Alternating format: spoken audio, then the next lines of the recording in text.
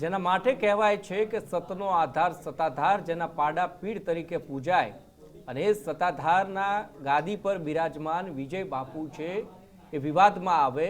અને વિવાદમાં એટલા માટે આવે કે એમના જે પૂર્વાશ્રમના ભાઈ જે છે નીતિનભાઈ, એમને વિજય બાપુ પર ઘણા બધા આક્ષેપો કર્યા અને આક્ષેપો પછી આખું ચકડોળ છે એ ફરતું થઈ ગયું. નમસ્કાર, હું ઉમંગ રાવલ ને આપ જોઈ રહ્યા છો ગુજરાત ફર્સ્ટ. આજે ચર્ચામાં અમારી સાથે વિજય બાપુના પૂર્વાશ્રમના ભાઈ જે છે નીતિનભાઈ, તેઓ અમારી સાથે હાજર છે.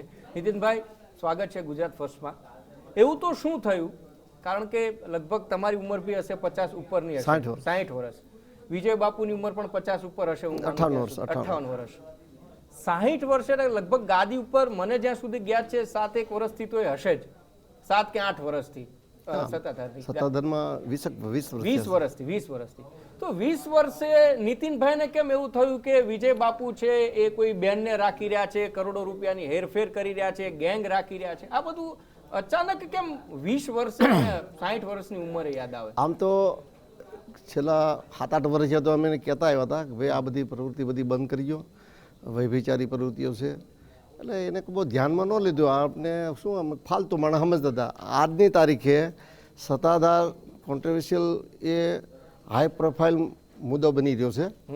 એવો મુદ્દો બની રહ્યો છે કે કદાચ ગુજરાતની બહાર આખા દેશ લેવલે આ મુદ્દો જો ન થાય તો સારી વાત છે, પણ થશે ને. છેલ્લા 2-3 દિવસ થયા કેટલા બધા લોકો એના સમર્થનમાં આવ્યા છે. નીતિનભાઈની પાછળ કોઈ છોડયંત્ર છે. તો છોડયંત્ર હોય તો તમે શોધી કાઢો ને, કોણ ના પાડે મારી પાછળ કોણ છે એમ. એટલે મૂળ આખો મુદ્દો એ છે કે ત્યાં ગીતા વ્યાસ નામની એક મહિલા 10-12 વર્ષ થયા એના સંઘમાં રહ્યો. આમ તો એ 25 વર્ષ રહે છે, પણ એના કોન્ટેક્ટમાં આવ્યા પછી સત્તાધારનો ઘણો બધો પૈસો એ મને લાગે છે અને અમને ખ્યાલ છે કે બ્લેકમેલથી પૈસો પડાવ્યા છે. એ એટલો બધો પૈસો પડાવ્યો તો ઇન્કમટેક્સ ડિપાર્ટમેન્ટ છે, સરકારની જુદી જુદી એજન્સીઓ છે, તપાસ કરશે. વિજય ભગતે એમ કીધું કે તપાસ સમિતિ નિમી. તપાસ સમિતિને સરકારની જુદી જુદી એજન્સીઓ તપાસ કરે તો આખું બધું રહસ્ય બહાર પડશે. નંબર 2, ગીતા વ્યાસના કહેવાથી વિજય ભગતે નિર્દોષ માણસોને ખૂબ માર્યા છે. એ અંગે અમે વિસાવદર પોલીસને ડિજિટલ પુરાવા આપ્યા છે અને એ પોલીસ એમ કહે છે અમને ડિજિટલ પુરાવા મળ્યા નથી. આપણો મેઇન મુદ્દો છે, એ લોકો એમ કહે છે કે સનાતનની વિરુદ્ધમાં નીતિનભાઈ છે. તો હું સનાતની છું ને, હું ક્યાં બીજો કોઈ છું? પણ નંબર 2 કે સત્તાધારની વિરુદ્ધમાં છું. સત્તાધારની વિરુદ્ધમાં નથી, વિજય ભગતની ડર્ટી એક્ટિવિટીની વિરુદ્ધમાં છું. જ્યારે એની ડર્ટી એક્ટિવિટી જ્યાં બંધ નહીં થાય ત્યાં સુધી તો આ બધું રહેવાનું છે બધું. અને આ મુદ્દો કાંઈ હવે કાંઈ બંધ નથી રહેવાનું કાંઈ. એ એમ કહે છે કે તપાસ સમિતિ નિમિત્ત હું તપાસ કરવાનું? તમે બધું તો હગે વગે તો બધું કરી નાખ્યું બધું. તમે કહો છો કે ગીતાબેન જે છે એમના કહેવાથી, એટલે કેમ આવું કરવાનું કારણ શું? એ તો પોતે સનાતની છે, ભગવો ધારણ કરેલો છે. અને એક સાથે જે આપ આક્ષેપો કરી રહ્યા છો કે રાતના સમયે જીન્સ ટી-શર્ટ પહેરીને ફરવું, આ છે તે છે, ગેંગ રાખવી, ફલાણું છે ઠીકણું છે. આમ તો ઘણા વર્ષ થયા આજુબાજુના વિસ્તારમાં લોકોને ખબર જ હતી. આ તો જ્યારે તમારી કર્મનું સિદ્ધાંત મુજબ તમારું જ્યારે બધું પૂરું થાય, પુણ્યનું બેલેન્સ પૂરું થાય અને પાપનો ઉદય થાય, એ સ્વાભાવિક છે. નહીં તો તમે મને ક્યાંથી અહીંયા સ્ટુડિયમ બોલાવો? એટલે સ્વાભાવિક છે. આજે ઘણા બધા મારા વિરુદ્ધમાં બોલે છે કે એની પાસે આમ છે તેમ છે, ઢીકડું પૂછું. સત્ય સનાતન એ હશે કે એ કોઈ આ સનાતનની અમે ફેવર કરી છે, ઓલી ફેવર કરી, બધી વાત સાચી છે. પણ ગીતા વ્યાસ અંગેનો મુદ્દો કેમ કોઈ ઉપાડતા નથી? સાધુ સંતો, એ સંતોને વંદન કરી છે આપણે. કેમ કોઈ ગીતા વ્યાસ સત્તાધારની બાજુમાં જ માત્ર 2 મિનિટના અંતરે રહે છે, તો એ અંગે કેમ કોઈ બોલતું નથી? બોલવામાં કોનો ડર લાગે છે ને? એટલે આ મુદ્દો છે કોન્ટ્રોવર્શિયલ, એટલી બધી હાઈ પ્રોફાઇલ થઈ ગઈ છે દિવસે દિવસે. એને પોતે ખુલાસા કરવા જોઈએ. એને વિજય ભગત ગીતાનો બોલે, વાત પૂરી થઈ ગઈ. જ્યાં ઇન્ટરવ્યૂ લેવાના તો કોઈ પ્રશ્ન જ પૂછે મીડિયાવાળા કે આ ગીતાનું શું છે? મેં ના જ પાડી હતી ભાઈ ગીતા વિશે કે તમે પૂછતા જ નહીં કાંઈ. અને પૈસો બધો વેડફાય છે સત્તાધારનો, એ તો ઠીક છે. પણ વિજય ભગતની એ ગીતા વ્યાસ જાહેરમાં અહીંયા ગાળું દેતી હોય તો વિજય ભગત ક્યાં બોલતા નથી. એનો અર્થ થયો કે વિજય ભગત કોઈને કોઈ પ્રકારે બ્લેકમેલનો શિકાર થઈ ગયો છે. એ પાકી, એમાં 2 મત નહીં. હવે એ ઘણા એમ કહે છે લોકો કે એમને લગ્ન કરી લીધા છે, મૈત્રી કરાર કરી લીધા છે, પણ એના કોઈ ઠોસ પુરાવા આપણી પાસે આવ્યા નથી. આવા માટે પ્રયત્ન કર્યા છે કે મુંબઈની અંદર દહીસરની બાજુમાં વાડા નામનું ગામ છે, ત્યાં મેરેજ કર્યા હતા. એવા બિન સત્તાવાર આપણે કોઈ વાતો કરે પણ એને આપણે કોઈ સમર્થન આપતા નથી. અને નંબર 2, લગ્ન કર્યા હોય કે ન કર્યા એ વાત જુદી છે, પણ અત્યારે ત્યાં રહે છે, ત્યાં એ રહીને ત્યાં તો લોકો જાય છે, બધા વાતો કરે છે. એ એટલી બધી સિક્યોરિટી ત્યાં રાખી છે, કોઈ સામાન્ય માણસ ત્યાં વિડીયો શૂટિંગ કરી શકતા નથી. જો વિડીયો શૂટિંગ કરે તો એને માર પડે છે, એ સ્વાભાવિક છે. અને આપણે પોલીસને ઘણું બધું આપ્યું છું કે એટલા લોકોને માર્યા છે, આ ફોન નંબર, પણ પોલીસને એ કોઈ પોલીસ ફરિયાદ કરશે જ નહીં, કારણ કે એવી એની ધાક છે. ઘણા લોકો એમ કહે છે કે બહુ હાઈ લેવલના કોન્ટેક્ટ છે, કોઈ કેમ કે ઇન્ટરનેશનલ લેવલના કોન્ટેક્ટ છે, એટલે સંત છે કે એક ક્રિમિનલ ગેંગનો લીડર છે એ કંઈ સાબિત થતું નથી. ગીતાબેનની જે તમે વાત કરો છો, તમને ક્યારથી ખબર પડી કે આ બેન છે? લગભગ 10 વર્ષ થયા. 10 વર્ષ ગીતાબેન યાદ આવે ને ભાઈ યાદ આવે, મોટા ભાઈ અચાનક. એટલા માટે આક્ષેપો કરે છે કે તમે ષડયંત્ર કરી રહ્યા છો. ષડયંત્ર હું કરતો હોય તો મારી પાછળના જે કોઈ માણસો એને શોધી કાઢે ને એનું કામ છે, મારું ક્યાં કામ છે. બાકી ઓલરેડી એ ગુનેગાર છે જ. અને હું જો ખોટા આક્ષેપ કરતો હોય તો દુનિયાની કોઈ પણ કોર્ટમાં મને ખડો ઊભો રાખી દે, વાત થઈ પૂરી. હા, એટલે એના વતી એમ બધા ખુલાસા કરે છે, પણ હું કે અનધિકૃત વ્યક્તિને કંઈ જવાબ આપવા બંધાયેલો નથી. વિજય ભગત આવે મારી સામે, બે મારી સામે, બધા જવાબ એ કે જવાબ એને આપી દઉં બધા, અને એ મારા જવાબ આપે. બાકી એ સિવાય બીજા કોઈ અનધિકૃત વ્યક્તિ એમ કે નીતિનભાઈ પૈસા માંગ્યા હતા, હવે એ ભણતા હતા, મેં ભણાવ્યો હતો. મેં ભણાવ્યો તો પોસ્ટકાર્ડ લખ્યું ભાઈ તું પૈસા મને પહોંચાડી દે, એમાં કોઈ ચોક્કસ રકમ લખી નથી. તો નીતિનભાઈ ખંડણી માગી. ખંડણી માગનાર વ્યક્તિ કોઈ દી બેંકનો એકાઉન્ટ નંબર લખે નહીં. આ એના સમર્થકો ખાસ નોંધ લે. નંબર 2, એક એને મુદ્દો મળી ગયો, નીતિનભાઈ મારી પાસે પૈસા માગે છે, તો પૈસા માગે સાધુ થયા પછી એને ઘરનો ત્યાગ કર્યો, તો એને જમીનમાં ભાગ માગ્યો, પણ જમીનમાં ભાગ છે ને હાલની તારીખે બોરડી ગામની અંદર, ધારી તાલુકાનું બોરડી ગામ, એનો જમીનનો ભાગ છે. સત્તાધારના સમર્થનમાં હું છું ને આ બધા વાતો કરે છે. સત્તાધાર બચાવની વાત કરે છે, વિજય ભગતને બચાવની વાત કરે છે, ગીતા વ્યાસને બચાવની વાત કરે છે. એ જાહેર પ્લેટફોર્મ પર કે તમામ સાધુ સંતોને વંદન સહિત કહું છું, પ્રણામ કરું છું, દંડવત, કે તમે ગીતાનું સમર્થન કરો છો, વિજય ભગતનું સમર્થન કરો છો કે સત્તાધારનું સમર્થન કરો, આવો જગતના મેદાનની અંદર. ટૂંક સમયમાં કહી રહ્યા છે કે સત્તાધારમાં ધર્મસભાનું આયોજન થઈ રહ્યું છે. ધર્મસભા થાય તો ગીતાબેન વ્યાસને ત્યાં બેસાડો એવી મારી માગણી છે. તો તે ધર્મસભા થશે તો નીતિનભાઈ ત્યાં હાજર થશે? આમંત્રણ મળે કે ના મળે? મને આમંત્રણ આપે જ નહીં ને. અને મને આમંત્રણ આપે એટલે જ મેં પૂછ્યું મળે કે ના મળે તમારે ત્યાં જવું, કારણ કે જે ઊભું કર્યું છે તમે કર્યું છે, આક્ષેપો કર્યા છે તમે મૂક્યા છે, આરોપો કર્યા તમે. ધર્મસભામાં ગીતા વ્યાસ આવશે હું આવીશ. ગીતા વ્યાસ નહીં હોય તો તમે નહીં જાઓ? નહીં, બિલકુલ નહીં. પછી બીજા બધા જે આરોપો છે કે ખંડણી લઈ રહ્યા છે, ગેંગ રાખી રહ્યા છે, પોરબંદરમાં કોઈ એમની ગેંગ છે, કોઈ સાગરી હશે, આપણને ખબર નથી. હા, એ તો મને ગીતા વ્યાસ મને મારવા માટે કોઈ બાજુના ગામના માણસને લઈને આવ્યા હતા, રસ્તા પાછા વળી ગયા. એ વાતની 2 વર્ષ થઈ ગયા. મને ફોનમાંથી ધમકીઓ પણ આવેલી હતી. વિસાદના આજુબાજુના 2-3 ગામના લોકો ધમકી પણ આપેલી, આપણે પોલીસ ફરિયાદ પણ કરેલી છે. પણ ધર્મસભા થતી હોય તો ધર્મસભાની અંદર જાનારા લોકોને હું ખાસ કહું છું કે તમે ગીતાબેન વ્યાસને ત્યાં હાજર કરી એને પ્રશ્ન પૂછો, તમે શા માટે રહ્યો છો.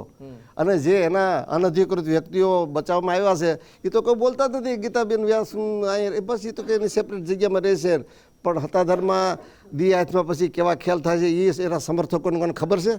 કેટલા એટલે એ તો બધાને ખબર છે. તો અવારનવાર બધાને અમે વારંવાર કીધેલું છે, લોકોને મારવા કૂટવા. ગીતા વ્યાસ ને વિજય ભગતના સંબંધ અંગે કોઈ શંકા વ્યક્ત કરે એના મારીને તોડી નાખ્યા છે. એ લોકો પોલીસ ફરિયાદ કરી એમ નથી. એને પોલીસ તંત્રમાંથી, વિસાવદરના પોલીસ તંત્રમાંથી એટલો બધો પ્રભાવ છે. એ અંગે આપણે પોલીસ ડિપાર્ટમેન્ટને જાણ કરી છે, હોમ મિનિસ્ટરને જાણ કરી છે, ડીઆઈજી સાહેબને જાણ કરેલી છે.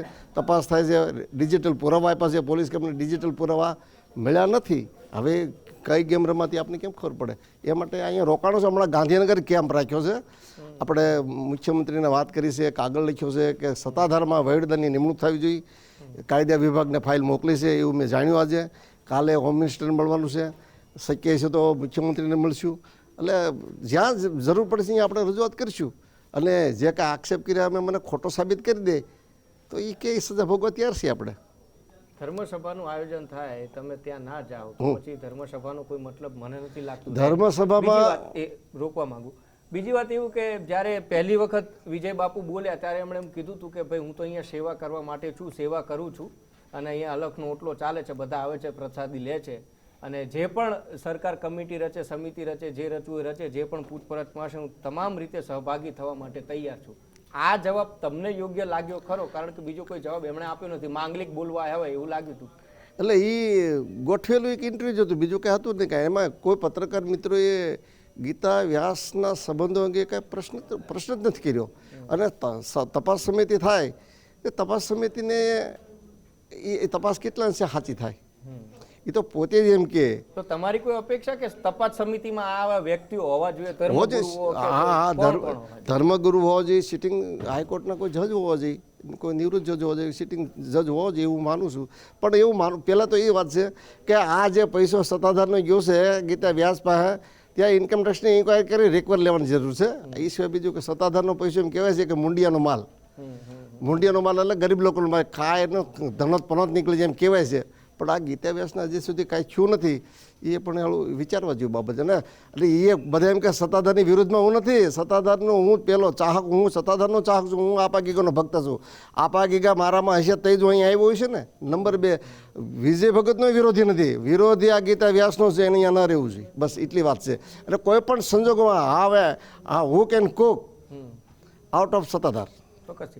બીજી વાત એવી પણ છે કે બજરંગદાસ કરીને બાપા છે, એમણે એવા આક્ષેપ કર્યા હતા કે વિજય બાપુએ છે એ ક્યાંક એમના જે ગુરુ હતા એમના જે પણ પરિસ્થિતિ ઊભી થઈ એમાં ક્યાંક એમનો પણ હાથ હતો. એમ એ બાબતે હું બહુ જાણતો નથી, મારે કેમ કેવું.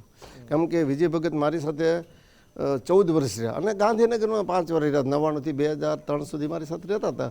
પણ એ આપણે એવું કોઈ એના ગુરુ વિશે, ભૂતળી ગામ છે ત્યાં 1 વર્ષ રહેતા, એના ગુરુને હું મળ્યો તો હતો, પણ એના ગુરુ વિશે આપણે કંઈ જાણતા નથી. બાકી હા, જીવરાજ બાપુની એની સેવા કેટલી કરી એ તો બધાને ખબર જ છે, કેવી સેવા કરી તો આપણે જાણી જ છીએ, સૌ જાણે છે.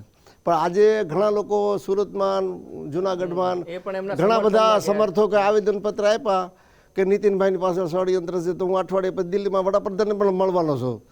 અને ન્યાય એમ કહે કે આ ષડયંત્રની પાછળ કોણ કોણ છે એમ ન્યાય રજૂઆત કરવો છો. અહીંયા ગુજરાત સરકાર કાંઈ એક્શન નહીં લે તો ત્યાં જવાનું છે 8 દી પછી. એવું કાંઈ નથી કાંઈ ષડયંત્ર મારી પાછળ કોઈને, તો સ્વતંત્ર રીતે બોલું છું. અને મારી પાસે ષડયંત્ર હતી એ લોકોએ તપાસ કરવી છે આની પાછળ કોણ છે. નીતિનભાઈની હેસિયત નથી કે આ સ્ટુડિયોમાં જઈ શકે ને ગાંધીનગર જઈ શકે ને એ બધી વાતો કરતા છે. એટલે અનધિકૃત વ્યક્તિ વાતો કરે એને મારે કાંઈ જવાબ દેવો હતો નહીં. આ તમારું પહેલું ફર્સ્ટ ઇન્ડિયા પછી તો લગભગ માનો કે યુટ્યુબની અંદર જ્યાં ખોલો તો નીતિન ચાવડા હતાધાર વિવાદ છે કાંઈ દેખાતું નથી. મારે ઘેર તો મેં ટીવી ચાલુ કરતો નથી, યુટ્યુબ હું જોતો નથી, મને ઘણી લિંકો મોકલો, હું કાંઈ જોતો નથી. હું જે બોલ્યો છું સત્ય બોલ્યો છું, સત્ય સિવાય મારી પાસે બીજું કાંઈ નથી. એટલું છું. તો વિજય ભગતના જે સાગરીતો છે એ પહેલાં ફોન આવતા હતા, હવે મારી માટે કોઈનો ફોન જ નથી આવ્યો. જે આખા ગુજરાત જોવે છે, અટાળીમાં કરોડો લોકો જોવે છે મારા નિવેદનો. મને કોઈ ફોન નથી કર્યો, મને કોઈ શિખામણ નથી. એક ભાઈ મને કોઈ શિખામણ જ ના પડતી, ભાઈ હું છે ને મારી રીતે ચાલું છું, તમારે જે કરવું કરો. સત્તાધારની અંદર મેં એને પહેલાં જ કીધું હતું, ગીતાબેનને છોડી ગયો તમે, કાં હતાધાર છોડી ગયો, નકર ભવિષ્યમાં બીજા અનેક પ્રકારના ઇન્સિડન્ટ્સ ઊભા થશે. અને થઈ ગયા અનેક લોકો. હા, હું નથી મોટો. અમે 6 ભાઈઓ છે. એક ભાઈ અમારા ધામમાં ગયા, ગુજરી ગયા. હાલમાં અમે પ્રેઝન્ટ 5 ભાઈ, એમાં સૌથી નાના મારીથી નાના.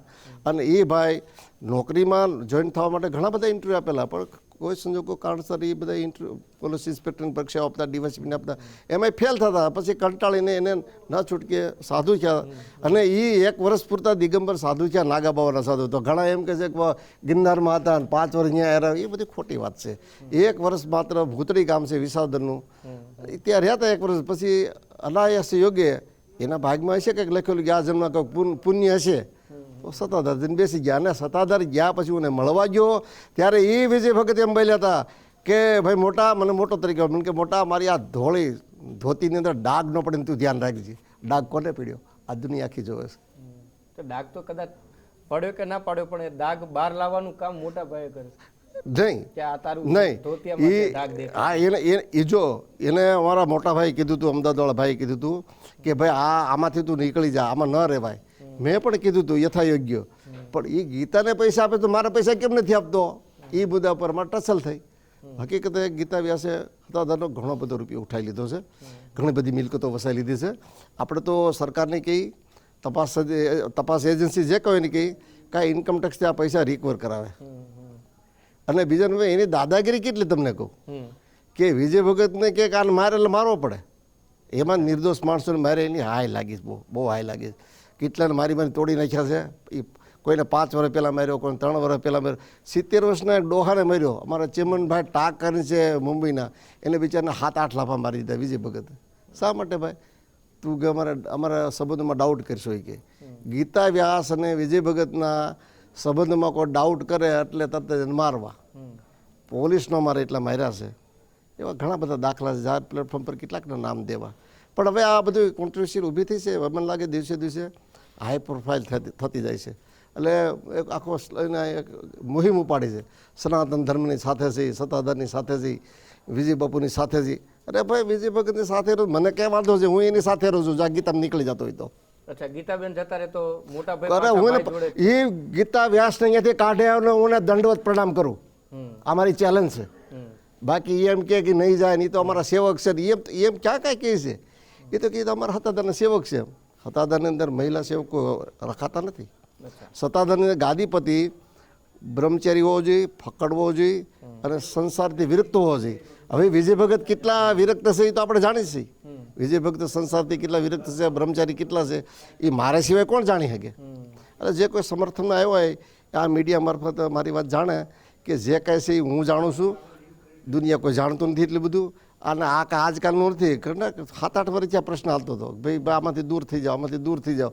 એટલે અમારી ઘરે ગીતાબેન આવી ગયા છે. મારા મધર ગુજરી ગયા હતી તે આવ્યા હતા અમારી ઘરે. મારા મધર ગુજરી ગયા ત્યારે બેસણું હતી તે આવ્યા હતા. બધાને ખબર છે. એટલે અમારો ફોન નંબર એની પાસે, પણ એનો ફોન નંબર શું છે અમને ખબર જ નથી.